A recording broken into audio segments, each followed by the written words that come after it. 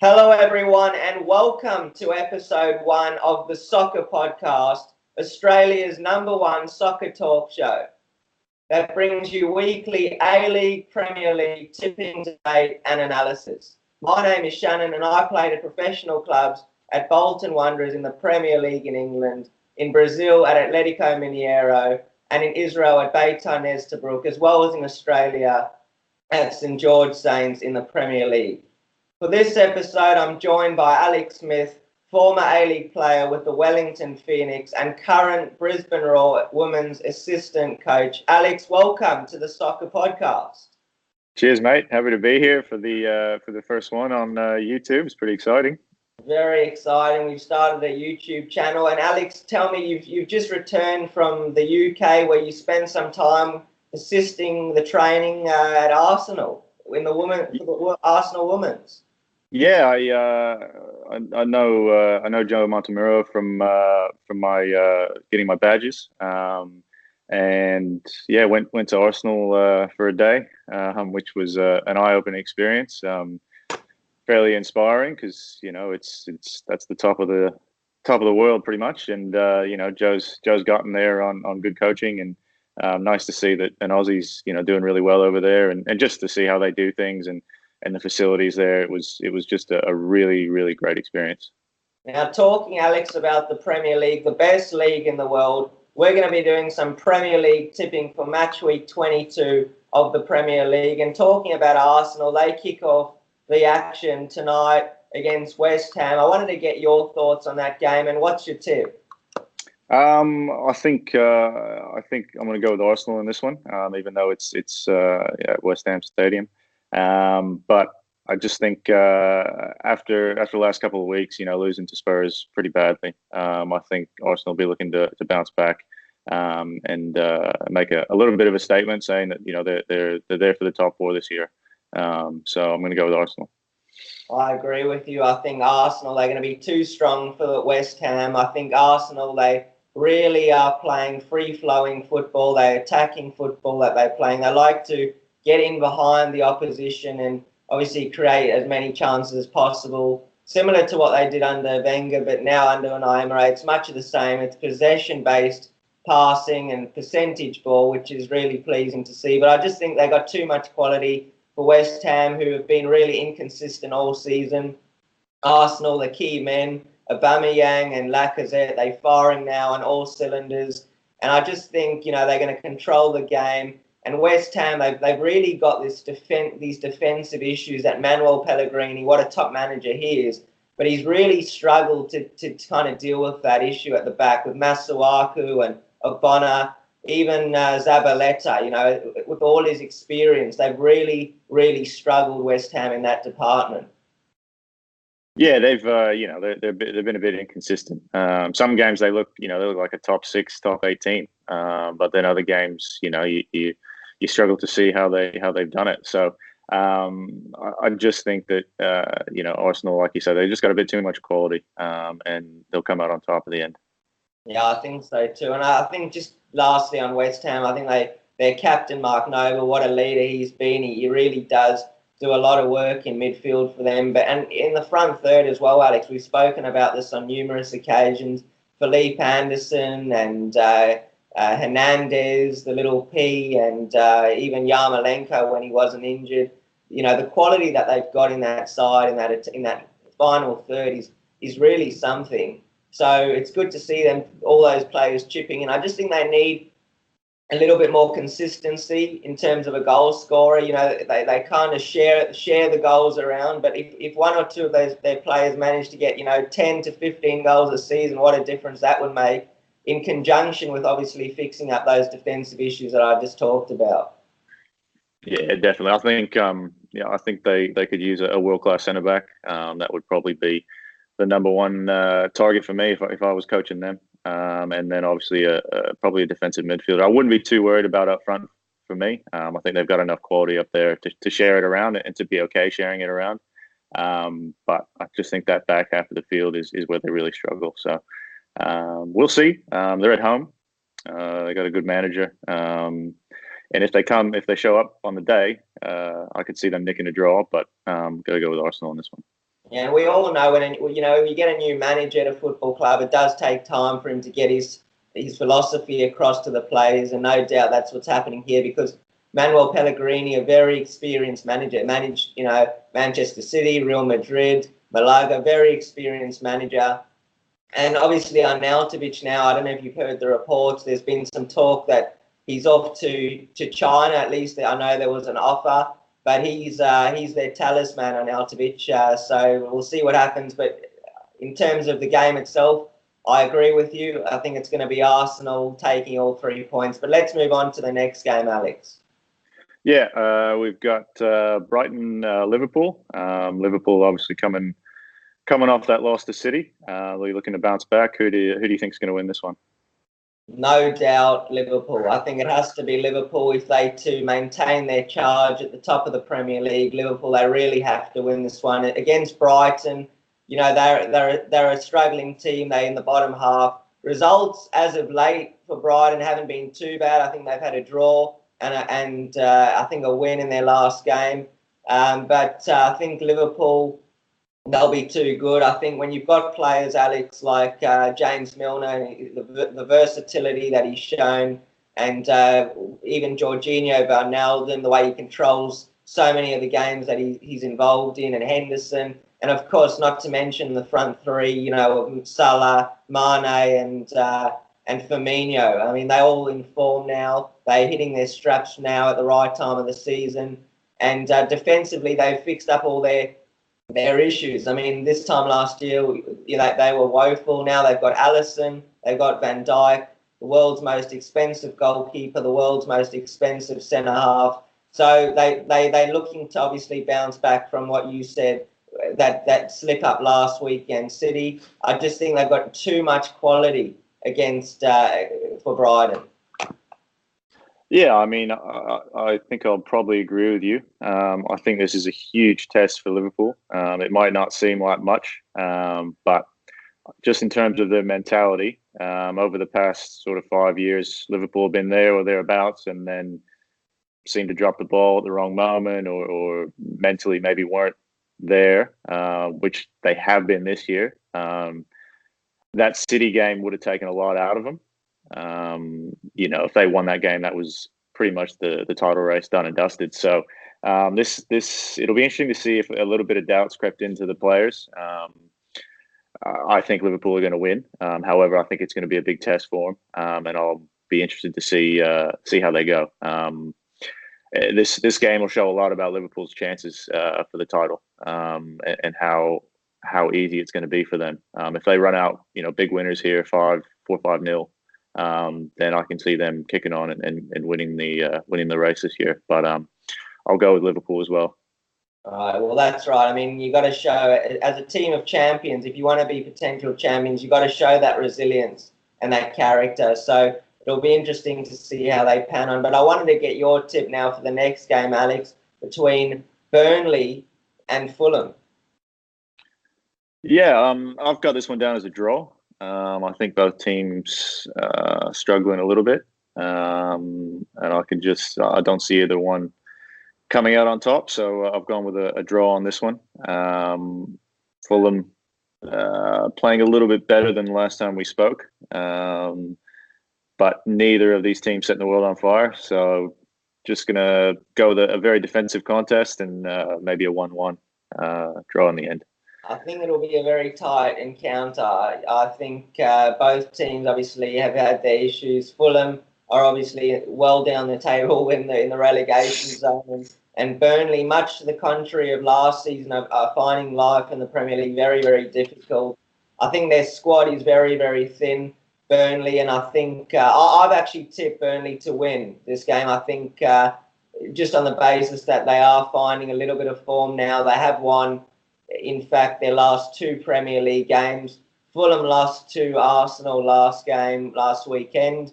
But I just think Burnley, they finding a little bit of form. And I think Fulham, Ranieri's come in. He's given the players a little bit of a boost in terms of confidence. But still, it's those defensive issues at the back. They're leaking far too many goals. And it's just been the story of their season. And I think that's going to have to change if they are to get a result against Burnley. They've got a real opportunity to do so because it's going to be difficult for Burnley to go 3 games with 3 wins on the trot.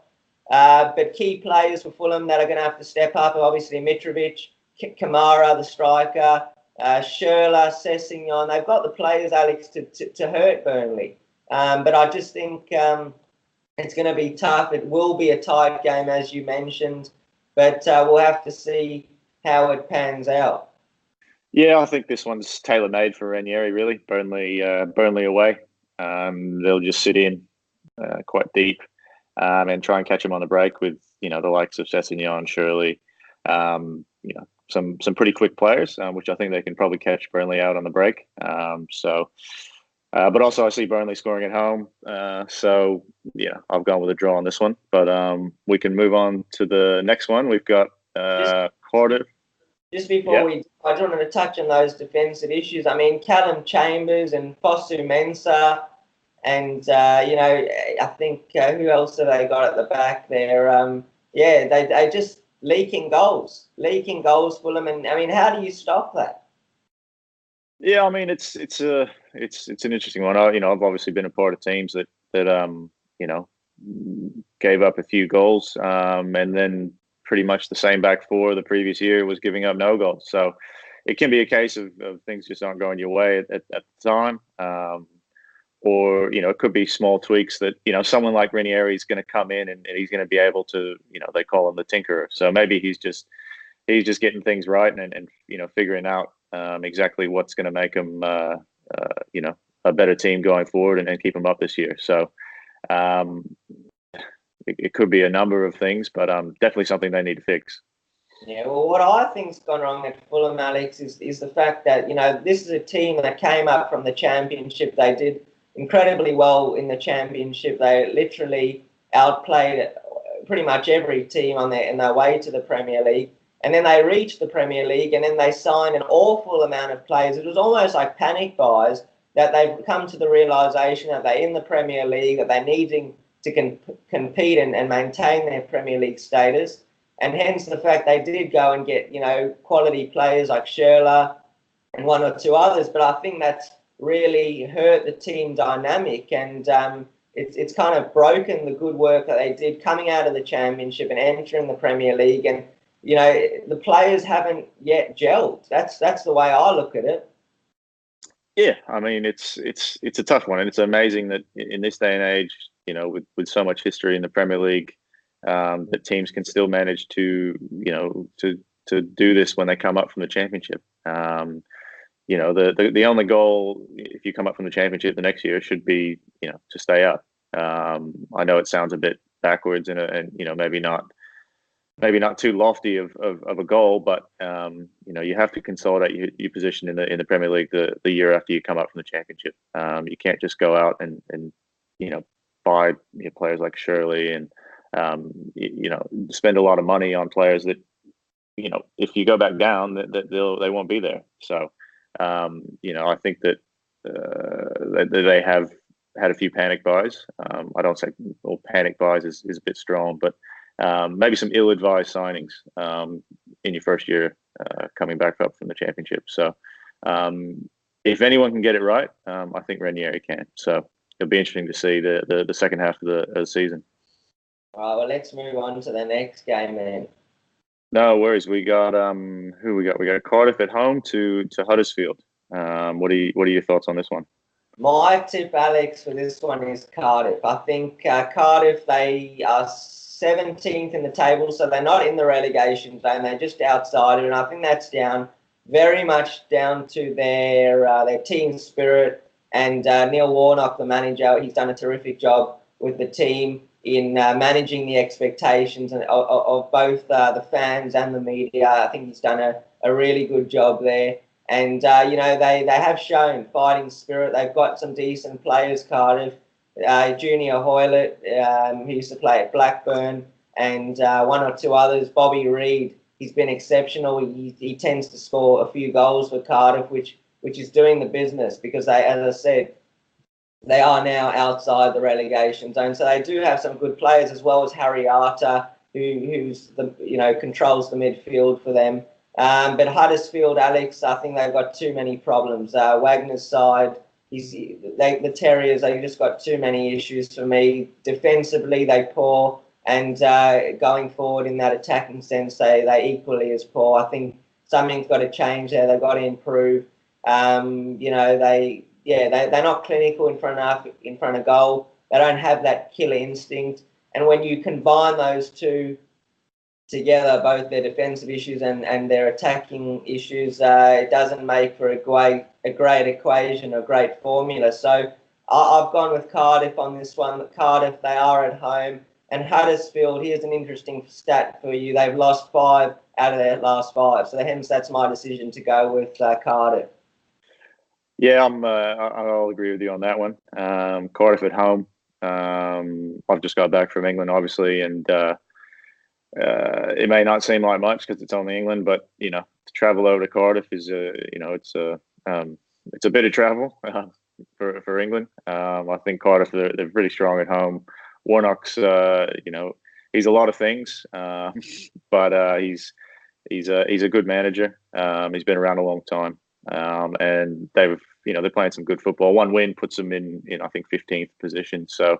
And a couple wins on the bounce, and they're into sort of 11th, 12th position. So I think 17th is actually it's not really indicative of their form or how they played this year. So I think Cardiff to win quite comfortably. Huddersfield been one of the, I don't know if I'd say disappointments of the season, but they've definitely been struggling this season. Played quite well last year, but this season definitely seemed to be the team that seems to be every year that there's one team that really struggles, and that seems to be them this year. So Cardiff to win quite comfortably.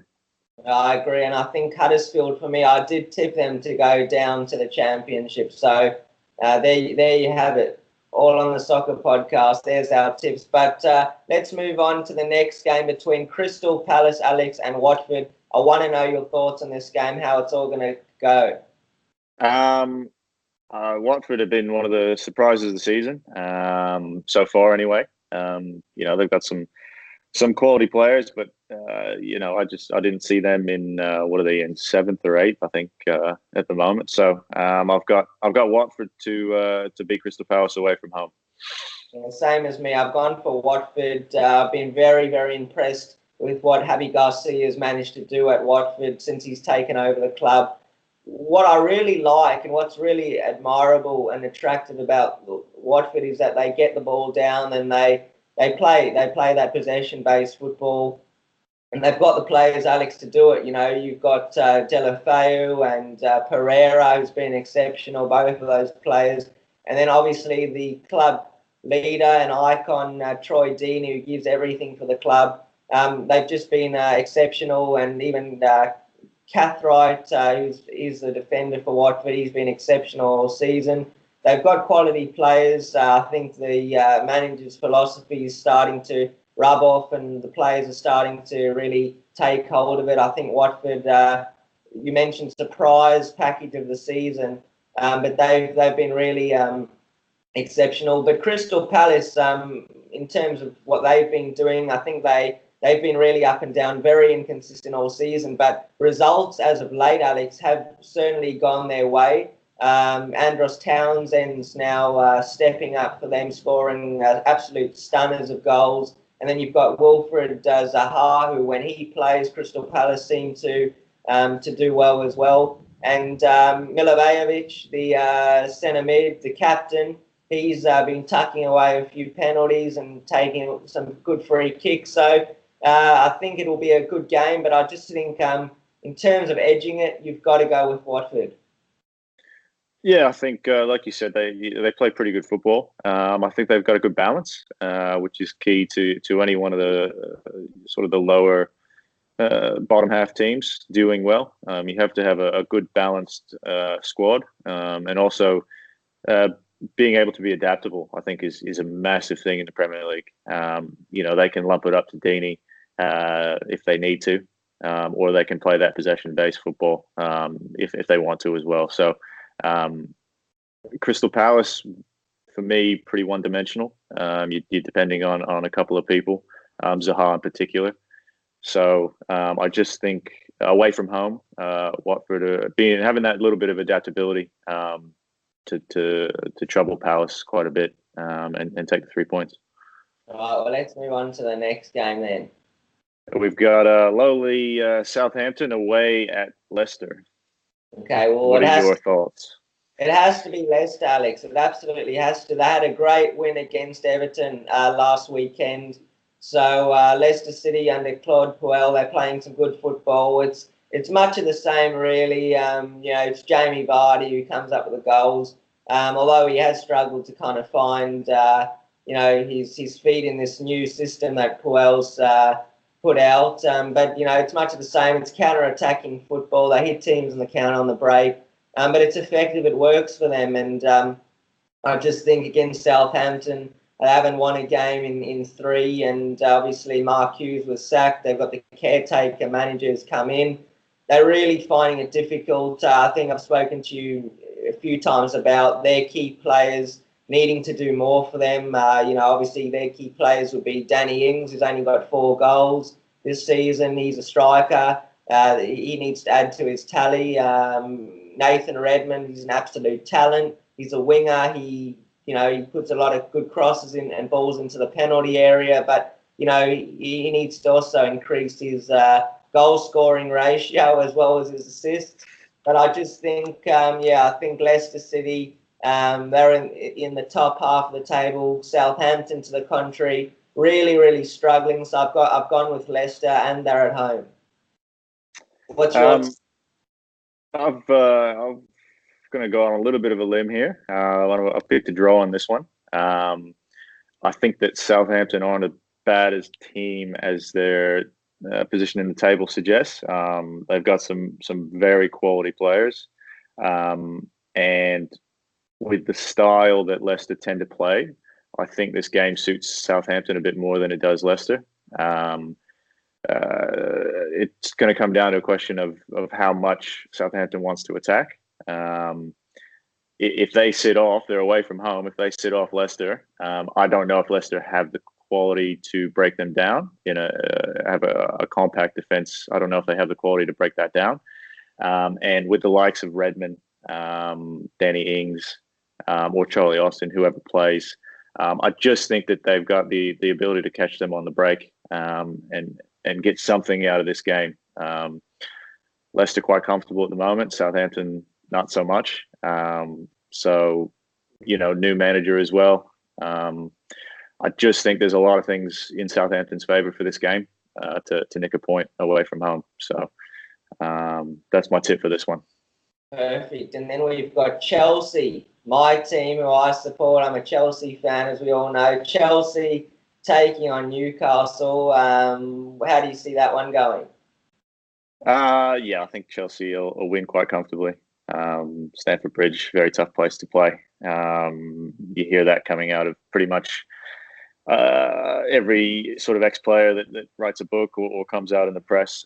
Stamford Bridge, very tough to go to and get anything out of a game. So Chelsea quite comfortably at home. I agree. I think Chelsea at Stamford Bridge, their performances there are pretty good. They don't tend to lose too many games there. And against Newcastle, they're really struggling, Newcastle. I think Chelsea should, and I use that word, emphasis on the should, Alex, because they should win against Newcastle because, Chelsea, they did last weekend have a frustrating draw against Southampton. Now, I just want to point out that I think Chelsea, when we started the season, I was very excited as a Chelsea fan. Maurizio Sarri coming to the club. I'd heard a lot about him and the way he plays the game, his football philosophy. He likes to play attacking football, a lot of possession, which is great. But now what I'm starting to see is they're in 4th position in the table. They're miles off from winning anything, in my opinion. I just think that's down to some poor decision-making in terms of Chelsea at the board. Firstly, they don't give managers the autonomy and the freedom to sign the players that they necessarily want. That's true on some occasions we've seen. And then, Sarri now, yes, he is playing attacking football and it is possession based, but I just think, his decision making has been a little bit off at times. I think his decision to play, obviously, my thoughts, Gary Cahill's being frozen out of the team. He's the club captain. I still feel he's got a lot to offer. When I was at Bolton Wanderers, I had the privilege of watching Gary Cahill. He's a fantastic professional. He's a leader, and I think, again, he's a top centre half, which is what Chelsea are really lacking at this moment in time.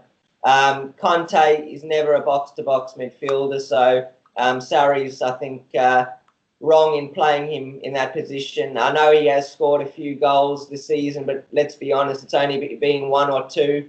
I just don't see him playing in that attacking role. It doesn't suit him at all. Where he's most effective is in that holding role. But then what's come to light and fruition even more recently, Alex, is this decision to play Eden Hazard, the best player in the Premier League, the talisman, as a number 9, when clearly he isn't a number 9. I know Chelsea have got their difficulties in terms of a striker, but with Morata and Giroud misfiring on all cylinders. But Hazard is not he's not a striker. He's not a number 9. Where he's most effective, Alex, is on the wing, and you can see that. You can tell by the fact how brightly he started the Premier League season. He was scoring goals for fun, and it looked like he was going to go on and hit that 20 to 30 goal mark in terms of goals. But now he's struggling to get those goals because he's playing much higher forward. He's not playing in that deeper role on the wing where he's most effective. So as a Chelsea fan, I am concerned, and I think the turning point was at Tottenham, where they faced obviously a good Tottenham team, and I think that's where it's all fallen over. They obviously lost as well to Tottenham in the Carabao Cup, but I just think it's the team selection. So Maurizio Sarri, you've got to get it right this week against Newcastle United. Yeah, I think there's been it's probably, apart from United, it's been the other big club that's had some issues this season. I think Sarri was an interesting appointment in the beginning. He obviously has his way of playing football. He's going to want the type of players that play his type of football, and then you've got an owner in Roman that signs players without really talking to the coach. So it was an interesting appointment when it came off, but I feel for Sarri a little bit because it's not a job really that you can turn down. But at the same time, he has his style that he wants to play, and so he needs the players that kind of fit that system. I think their biggest issue is a number 9. I don't think they signed enough players in the offseason, to be honest.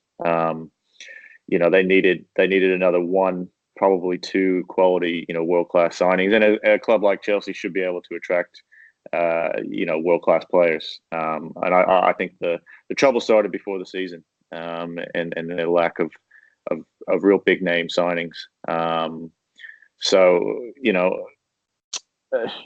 just come back from Barcelona, watched Messi play, and Messi plays as a 9. So I think if they get it right, Hazard can really cause some trouble there. I just feel like he might need someone up front with him, maybe 2 9s, because at Barcelona, Messi's got Suarez to sort of be up there with him, and but Hazard isn't really a 9. He's playing more of a false 9, so he'll just drop in, and they won't actually be playing with a striker. So it'd be interesting to see, if after a few games of him playing there, if he kind of gets to know the position and then gets to really find his niche, because like you said, he's one of the best, if not the best, Premier League player, and they need him scoring goals and setting up goals and back to some of that form towards the end of last year and the beginning of this season. So in terms of the game, I don't think Newcastle pose much of a threat, so another win for Sarri at home. And even the decision of Sarri to freeze out Fabregas, he's been linked with a move to Monaco, but, he's still got a lot to offer. Fabregas, one of the most decorated players to play the game, Fabregas. So I think it's another terrible decision on Sarri's part. But, yeah, in terms of the game itself, I think Newcastle They are without a win in 4, so they're not in form at all. And I think Chelsea will be too strong. But let's talk about the next game. Yeah, well, just on Fabregas, it was confirmed this morning. I think he's off to Monaco. So, again, this is where I have an issue sometimes with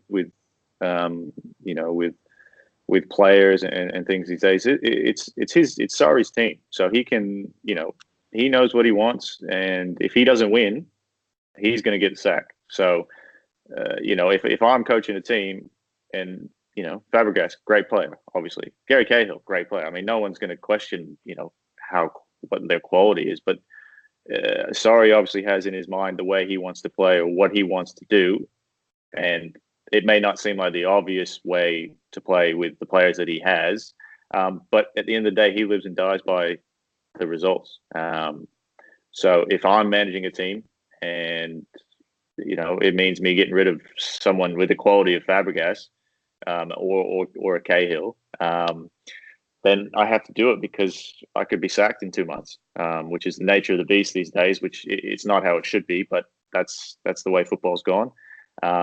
So that's pretty much all I can kind of give you as a fan, I guess. And that's the why he's maybe doing it. So. But we'll move on to the next game. This is a big game, I think. Probably the game of the round: Everton versus Bournemouth at Everton.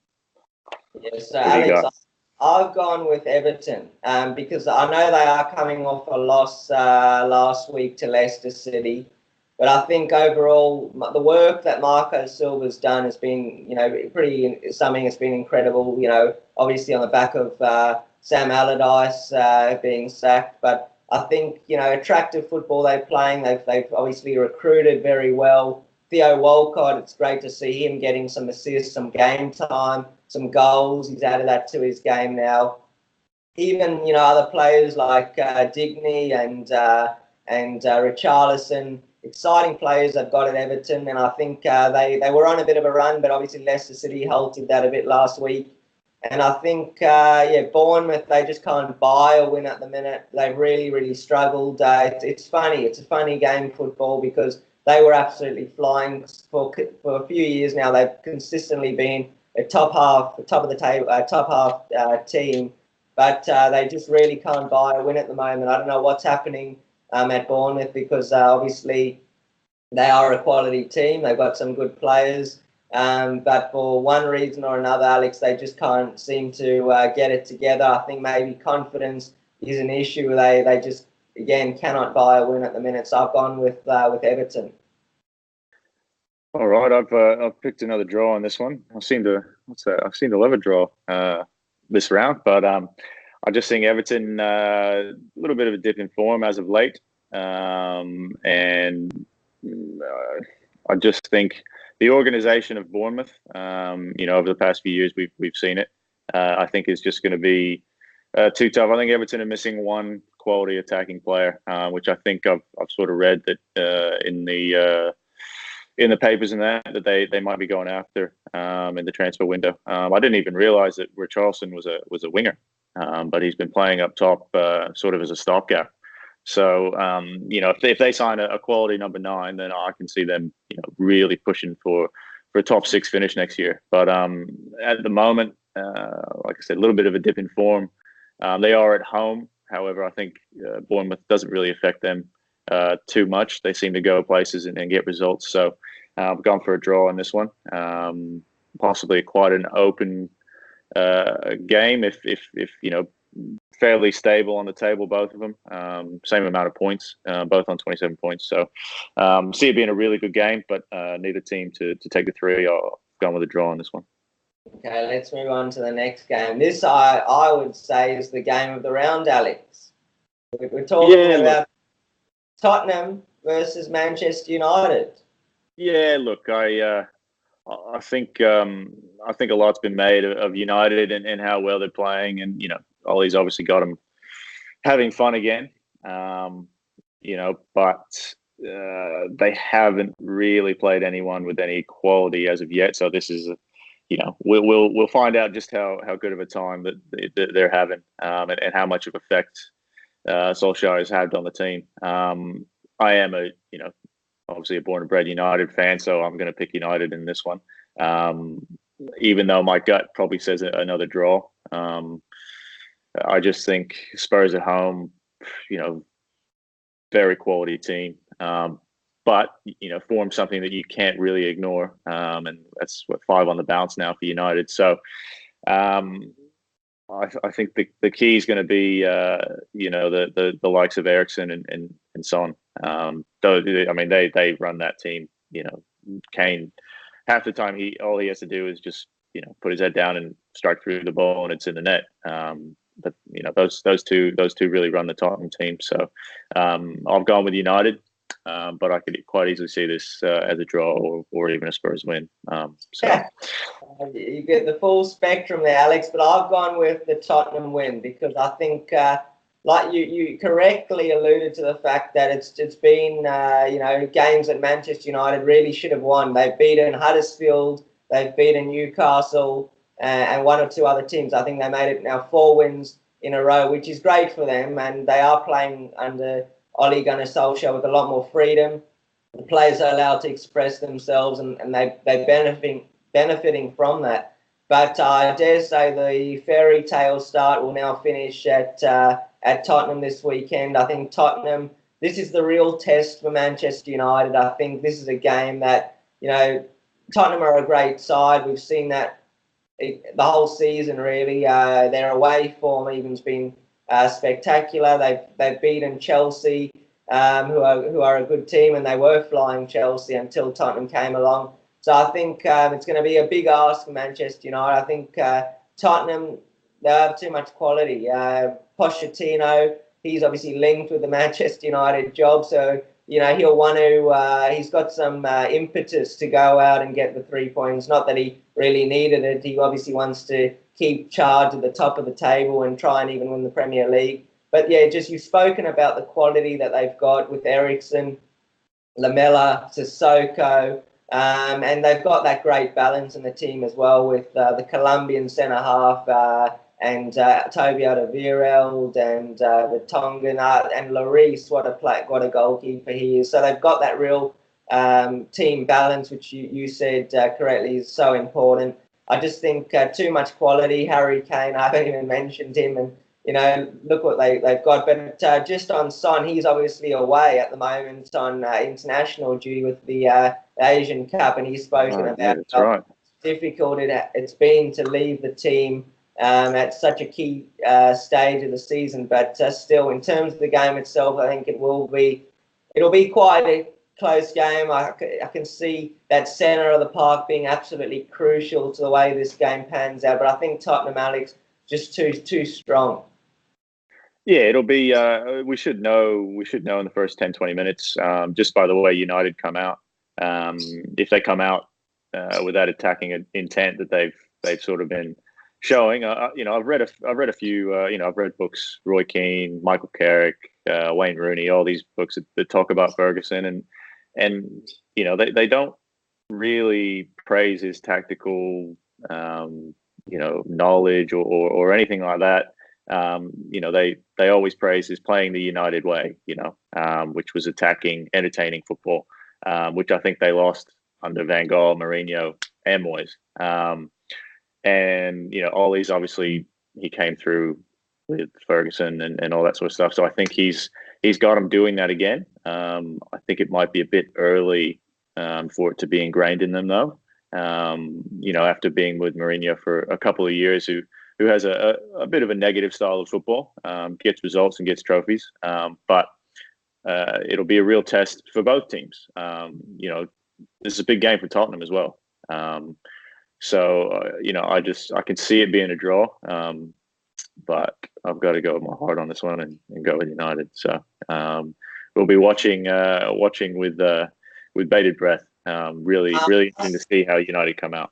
Yeah, I must say as well that you spoke about the United way and the United philosophy, which is obviously attacking football and entertaining the fans, but also what Ole Gunnar Solskjaer has been able to do so successfully is give the opportunity to the youth coming through. Obviously, Rashford under Mourinho didn't really get an opportunity, but look what he's done. He's got goals in him. We can see that now under Solskjaer. Even one or two other players from the academy have been given opportunities, so it's good to see. But let's move on to the next game between Manchester City, top of the table, second anyway, and they take on Wolves. How do you see that game going?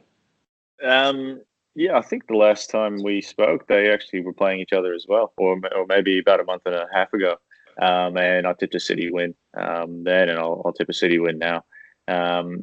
Had a little bit of a blip, or two blips really, which came as a massive surprise to me. I didn't see them losing a game, so but City coming off, what was it, 9-0, I think, against Everton or yes, somebody. Not sure who they played, but it was in the cup. That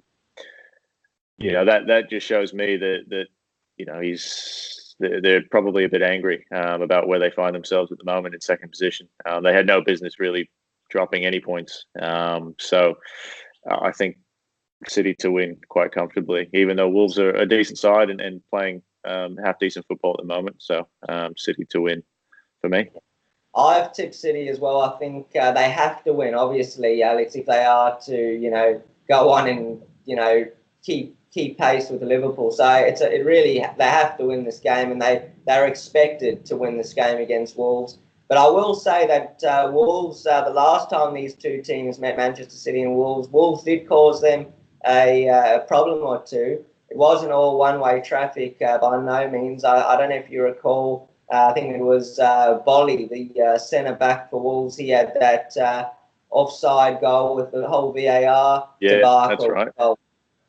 So I mean, Wolves they can cause City problems, and they've got the players, they've got the talent in that squad to do so. We know that they've got Jimenez, who's in form. He's got goals in him. He's scoring goals now. Helder Costa, the right midfielder.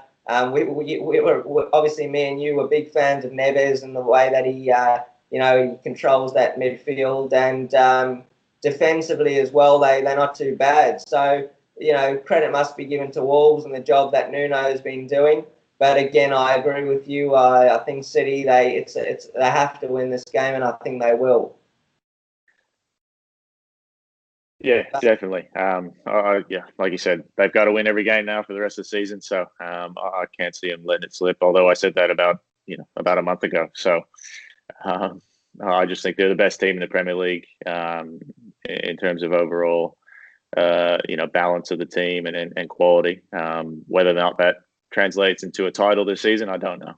And they are back on track. I mean, obviously, you spoke about how for a few games they managed to get a win on the board, but now 2 consecutive wins. So that's going to put them back on track. And I'm not a big fan of Liverpool, so I think everyone's waiting for them to fall, and no doubt that they will sooner rather than later. But Alex, let's talk now about that's our Premier League tipping. It'll be interesting to see how we went, and obviously all the Soccer Podcast fans can keep track of our tips now. We're on YouTube. They can follow us, and they can see how we've gone in terms of our tipping, and we want to hear from them as well. But let's now talk about the questions that we've received from the Soccer Podcast fans. So thanks everyone for sending in the abundance of questions. We received over 250 questions from all the fans. Let me kick things off, Alex, and ask you here. We've got a question from Tyler Clarges 75. Alex, do you support the Wellington Phoenix? Yes, very much so. I've still got a lot of mates in Wellington, less and less as the years go by. But I still speak to Dura quite regularly. And obviously I know Rudes from my time in Sydney. We've been mates for quite a while, so I speak to both of them fairly regularly. Wellington was always a great city. It had great fans, and I will always be thankful to them for giving me my time in the A League. I think I said at the start of the season, they might surprise a few people this year. So playing some great football, and always check the results of Wellington every week just to see how they went, even if they might not be going so well over the previous few years. So I'm really happy for everyone at the club, and especially Rudes and Dura, because they've had a few tough years. So definitely always support the Phoenix. All right. Do you want to ask me one from the fans? Yeah, I've got an interesting one for you. This is from Football Vote. Will Chelsea make the top four? Well, it's an interesting one, but it's a good one. I think they will make the top four. Chelsea. I think there's too much between them and Arsenal and Man United at this stage. So I think the season will end, or it will be Manchester City in first, Liverpool second. Then it's probably looking like Tottenham in third and Chelsea in fourth. So to answer your question, Football Vote, yes, Chelsea will make the top four. But Alex, let's take another question here from Cardiff_Pond. What are your thoughts, Alex, on the VAR? I think we've spoken about it a few times on this show. I think it's an absolute joke, an absolute disgrace to the game of football. I think I don't see why we need it. Referees' decisions are part of the game, and dealing with them is part of the game. It's as simple as that. In this day and age, everyone has this quest for everything to be 100% correct and someone held accountable and all this sort of stuff. But that's not life, and that's definitely not football. So if I were in charge, I'd get rid of the whole thing. Goal line technology, it's been proven, it's very good, it's very quick, it's very easy, and it's irrefutable.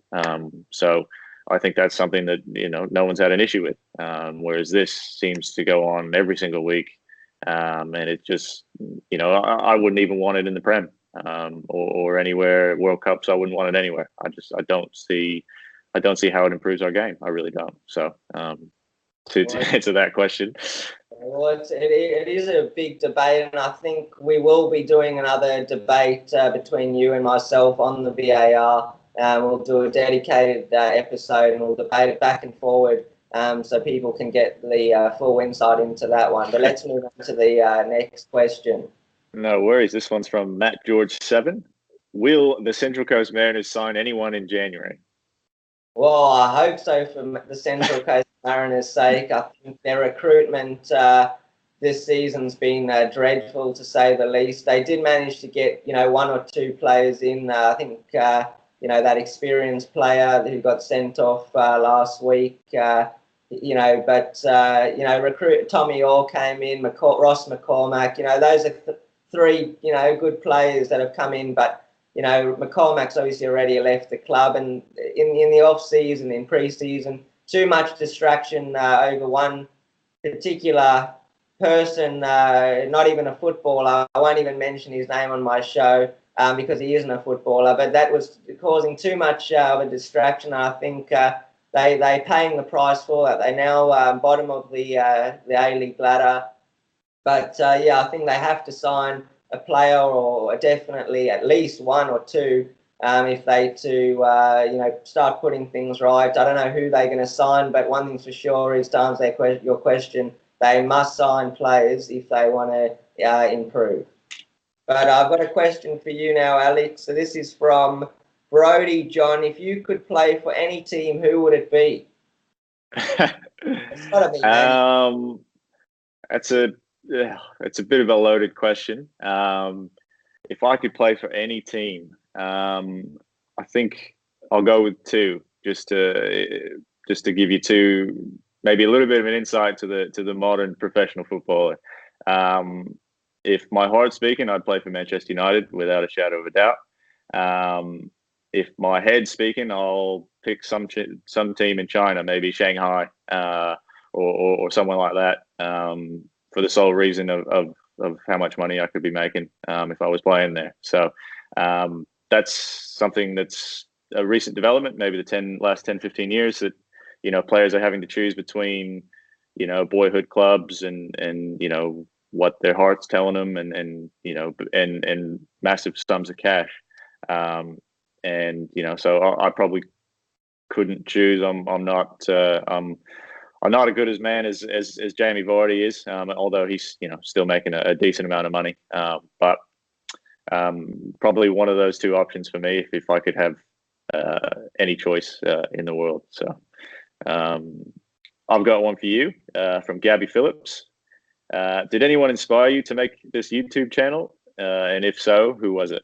Well, not really. I mean, no one really inspired me because I think there's a lack of football content, certainly in Australia. We want to be growing the game, so that's why I decided to start the soccer podcast, and I want to thank everyone for their support in doing that. But yeah, just my love for the game. Obviously, I played in Brazil, in England, and in Israel as well and Australia, and just really passionate about the game, and just feel like Alex and I have something to offer, and there's need for more football content. So that's what inspired me to do the YouTube channel. But I've got a question for Alex now from Lottie. Now, what are your thoughts on women's football, and who are your favourite women's players? Obviously for me, finishing up playing, I was looking to get into coaching, and just having recently, or she's 2 now, having a daughter, sort of pushed me towards the women's game. I didn't really know much about it, and I was fairly open and willing to admit that with most with most people that asked. But I've been very, very impressed with the quality and the passion and the willingness to learn that you don't really find in the men's game these days. You got 12, 13, 14-year-old kids who think they've already made it and they're the best thing on the planet. Whereas I work with some girls that or some ladies that have played 100 times for the country, and they're asking me for advice and really taking on board what I'm trying to tell them and all this sort of stuff. So I've been really impressed with everything involved with the game. It's got a long way to go, but the only way to go is up. In terms of favorite players, obviously, just coming back from Arsenal, they had a couple of very quality players. Vivian, Kim Little was another one, and then obviously at the Roar we've got some really quality players from the youngsters to Yuki Nagasato, Japanese international, and won everything and everywhere. So it's hard to pick sort of favorite players when you've only been involved for 6 or 9 months. But really looking to continue growing as a coach and working working my way up and so I can one day work with those amazing world-class players. So that's the answer to that one. I mean, I know what you're going to say already to this one, but this one's from Matt Thompson. Who's the best player in the Premier League? Who's the best player in the Premier League? It has to be Eden Hazard. I think for 3 or 4 seasons now since he arrived at Chelsea, he's been consistently the best player in the Premier League. But I still want to see Eden Hazard push on and get more goals. He's got to add more goals to his game if he really wants to hit those greater heights. He's a long way off from Ronaldo or Messi. So he's obviously got the close ball control and the most fouled player in the Premier League. So he's definitely the best player. But I will say that probably Mohamed Salah could have something to say about that as well. He's been exceptional last season, and he's starting to find form again for Liverpool this season. So I would say either Hazard or Salah when he's at his best. But Alex, I've got another question for you. Do you think that Perth Glory will win the A-League this season? That's from James Tyler. I do. I think I said before the season it was between them and Victory. On paper, I think Victory's squad was looking pretty good. I just think they've been a bit inconsistent. Obviously they've had some very, very good games, but they've dropped points when they probably shouldn't have. And Perth went away from home, which playing in Wellington to to travel all that way and win away from home, it is a massive thing. And Perth, every other trip, you've got a minimum sort of 4-hour flight. Even if they play Adelaide, that's still, what's that, 3 hours, I think, 3.5. So they're playing well away from home, which is massive. Obviously, a huge win last week with my good mate Joel Chianese scoring 2 goals. So they've got a lot of different options up front. Solid at the back, great coach. A good keeper in Rocket. They've got all the tools to win it, and they're top of the table. So I can't see them losing it from here. You agree? I agree. I mean, Perth, they've been exceptional this season. I think Tony Popovich has got a lot to do with that, as does Mark Rudin with the work that he's obviously doing at Wellington Phoenix. Obviously they from pre-season, the ideas that he would have brought to the club, and obviously Mark, I've seen him in the media and as a player as well. Centre half as well when he was a player at Sydney FC, captain, and just a meticulous manager. You can see that, and that would definitely be coming off on the players. And he has to get it right. It's his first job in the A-League. He obviously did a lot with Sydney United, winning everything that he won there. But this is a different level now in the A-League, and he doesn't have an option. He spoke at the beginning of the show about Sarri and how he's going to have to live and die by his decisions. Well, it's a similar kind of thing in the A-League where, except for maybe with Mike Mulvey right now at the Mariners, he's been giving a bit more of an opportunity. But I think Rudin and Povich done a terrific job. So I think Perth, they're sitting well. And, you spoke as well, Alex, about that balance in teams and how crucial that is. And I think they've really got that at Perth Glory. You look at their defenders with Shane Lowry and Jorbic and, just to name a few. And then you look at the midfield and what they've got up front with Castro and Keogh. It's just a wealth of talent and experience. So it's going to hold them in good stead. And I agree. I think James Tyler, they will win the A-League. Good. We got that one out of the way. And I guess carrying on from the last question, in your opinion, do you think Hazard should leave Chelsea for Real Madrid? I think he should. I think when he looks back on his career one day, because it is a short career for a professional footballer, I think he needs to look back and say he's played for a team like Real Madrid, who are arguably the best team, the best club in the world. Maybe not right at this moment, but in terms of a club, they are up there. And I think he's got the opportunity to go there and potentially, and I say potentially, win the Champions League and La Liga as well. At Chelsea, he's obviously won the Premier League title, the FA Cup, but I just don't see Chelsea with where they are at the moment, winning the Champions League. So I think Hazard, in order to win more things, the Champions League, La Liga, and also to take his game to that next level, if he wants to be the best player in the world and win the Ballon d'Ors and be up there with Messi and Ronaldo, I think he has to go to Real Madrid, Alex. Yeah, I agree with you. Real Madrid don't stay down for long. I reckon end of this season there'll be a repeat of the Galacticos signings. Back when they signed Ronaldo and Beckham and Figo and Zidane and because those fans won't be happy, and the president won't be happy either. So I think it's a good time for him to go after this season, because I can imagine them bringing in $300-400 million worth of players after this season, and it'd be good for him to be a part of that. I just think he just needs help to win something. I don't think he's very good at being that main sort of player. The one option.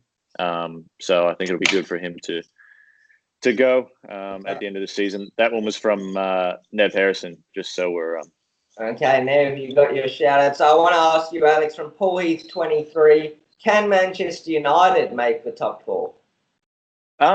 Absolutely. I don't see why not. I think I think at before Liverpool played City, They were 7 points ahead, and that's all that United have to make up to get into the top four. So Arsenal, they've gotten thrashed by Tottenham 5-1. So, it's not out of the question that they might, dip a little bit in form. And Chelsea, as we've spoken about, they're not exactly setting the world on fire. So I think they absolutely can make it. Whether or not that happens, I don't know. This weekend, obviously, a massive test for them. And, if they get a result this weekend, I can definitely see them, creeping into the top four. But if they don't, it's going to be very, very tough. All right, let's move on to the next one. All right. Who will win the Premier League from Jasper Gordo? Okay, Jasper Gordo, it's going to have to be Manchester City. I see them retaining the Premier League title. It doesn't obviously look too good with Liverpool at the top of the table by 4 points now, but I think Liverpool, they've been notorious for slipping up, so I think they will slip up. It will probably be against a smaller so-called side that will close the gap, and Manchester City, I think they're back now, 2 consecutive wins. I think they'll manage to close that gap, and they'll run away with it in the end. I think they've got too much quality in that team. They've just got everything. They've got the best manager, the best players, and probably the best style of football as well, where they play great attacking football. And obviously, when they don't have the ball, which is pretty rare, they look to win it back really, really quickly. And I think that's the difference between their team and other teams, because obviously when you don't have the opposition has the ball, or when they don't have the ball, they can't hurt you, and that's really been the difference. So I think Manchester City to win the Premier League title, and Liverpool finish second. But Alex, I've got another one from Marco Andreas 99. This is the last question. Who is the best player in the world, Cristiano Ronaldo or Messi? And before you answer it, Alex, we will be doing a debate between you and myself on this issue. Obviously now is we don't have a lot of time, but we will be doing a dedicated YouTube episode for that exact topic, Ronaldo or Messi. But here's your opportunity to kick it off. All right, I can't believe we're going to waste an entire episode on who's better between those two. Lionel Messi is the best player that's ever played the game of football. He has more footballing talent than Cristiano Ronaldo does. Cristiano Ronaldo is a great player. He always has been. He scores some amazing goals. But in terms of best football, best footballing player, brain, passing ability, goals, assists, it's Lionel Messi. I've just gotten back. He's so good that I was in England and got on a plane. So I went to Barcelona for 22 hours. That was it, just to see him play. And of course, he didn't disappoint. Scored a wonderful goal. But I was amazed by his timing. He'll walk around the pitch for what seems like 10 minutes, and then all of a sudden he's just full pelt, meeting a ball, top of the 18, takes a touch, goal. It was a thing of beauty, and I'm not by any means saying Ronaldo isn't one of the top 5 players of all time, because he is. But I just don't think anyone can compare it to Messi. He's left-footed, and he's going left, and no one can stop him.